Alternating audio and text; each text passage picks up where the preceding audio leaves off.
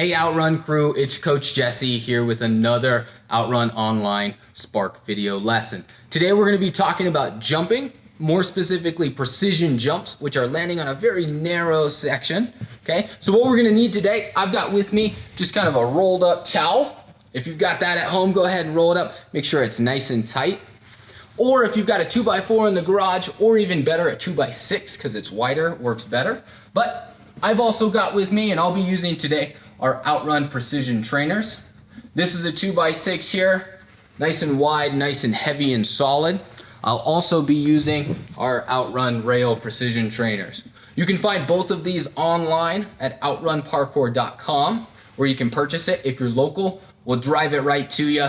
If you're not, we'll ship it out to you as soon as we can. Are you ready? Let's get jumping.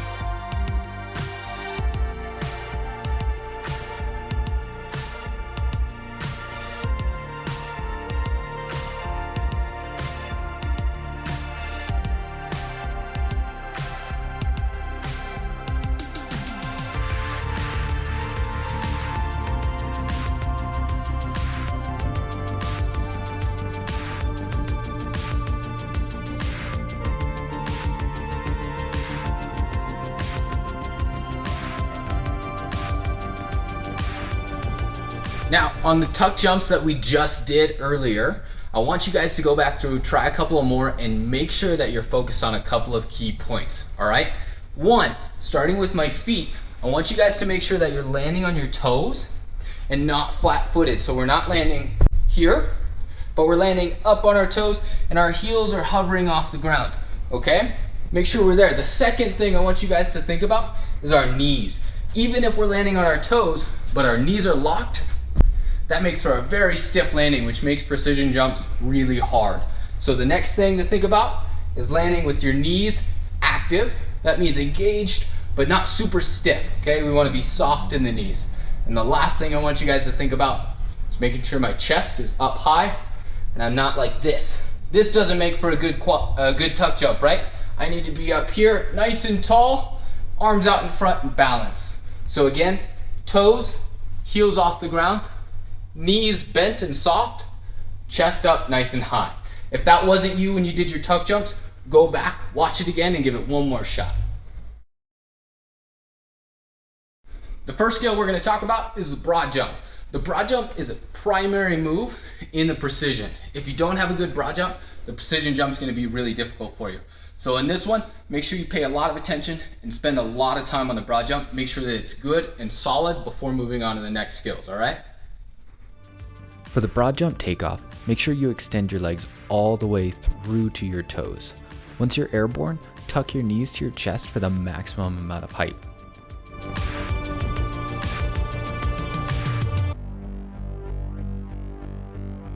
For the landing, we're going to extend our legs and reach with our toes, and once our toes have hit the ground, we're going to go into a good squat to absorb.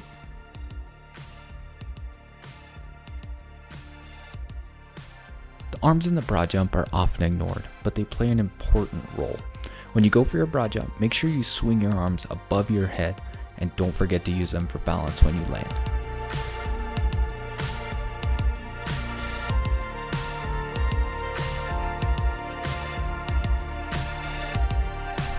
All right, for our next drill, we're gonna get into precision jumps and start practicing them. But before we jump right into landing on top of something, which has its own risks, I want you guys to find something small. I'm using 2 paper towels folded over each other as my floor marker. You can put a piece of tape on the floor, or if you've got like a t-shirt that's not gonna slide on the carpet, you can put that on the floor too.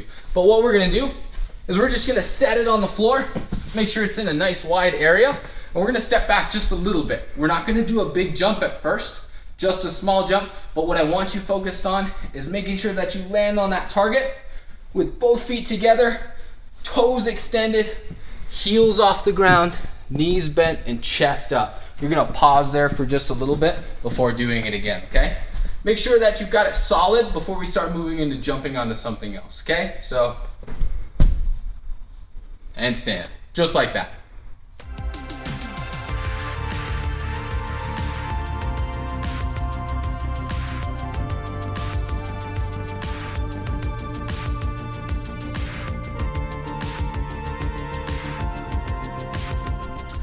All right, if the floor marker precision jumps worked really well for you and you were solid, now it's time to move on to something that's a little trickier. So this is where we pull out that 2x6, or if you've got the wooden trainers or something similar, these are gonna be perfect for you. So what I'm gonna do is I'm gonna set it on the floor just like we did with our floor marker. Again, if you're doing this on carpet and you don't have the rubber on the bottom, that's why these are awesome. Watch out because the wood on the carpet slides, okay? And that can be a real risk, especially if you're not paying attention. So you wanna make sure you've got a firm surface on there that when you land on it, it's not gonna slide, okay? So I'm gonna set it here. I'm gonna take a couple of steps back, and just like I did with my precisions to the floor marker, I'm now gonna land on there. For my very first attempt, I want you guys to think about landing on top and hopping over. So check this out, okay? I'm not gonna fight too hard for it just yet because I don't wanna risk injury or anything of that nature. So as I get more comfortable, I can start fighting for that balance, okay? But for your first one, just try and tap it with 2 feet and hop off, all right? Ready? Let's do it. It's important to note that we don't want to land on the arch of our foot when going for our precision, and we also don't want to land on the heel. A good precision landing is always on the toes with our heels elevated.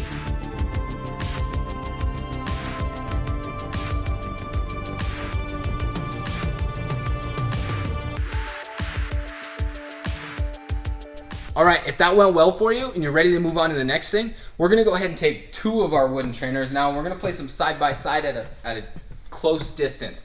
I don't want them too far. I don't want them at max jump, so if I can jump from way back here, I'm not gonna start back here, okay? Just because you can broad jump a distance doesn't mean that you can precision jump it. We're gonna start really close, and remember we can always move it further as we get better. I'm gonna start right here, and I'm gonna end up jumping from this one to this one.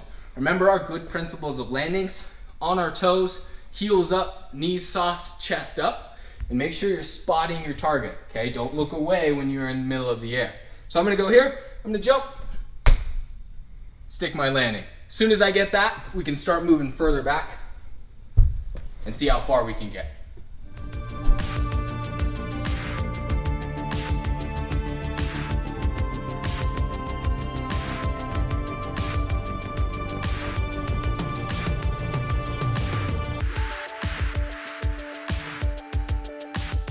The final frontier for our precision jumps is going to a rail. Now, not everybody has these. If you do have them, awesome. You should work on them. If you don't, you can always find something outside, but what you want to look for is something that's low to the ground. Notice that the distance from the ground on these ones to the actual rail is about 4 inches.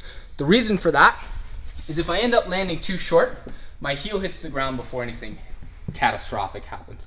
The same thing happens if I go on this side. I don't have a huge area that I have to fall. So make sure if you're trying to go to the rail, find something low. Curbs can often work really well for this because they're pretty narrow, narrower than our wooden blocks are at least, and they could be great references. Otherwise, if you've got this is gonna be for you, all right? Practice your rail precisions with small hops going to the bar before jumping farther away. Focus on landing on your toes and gripping the bar with them to maintain your balance.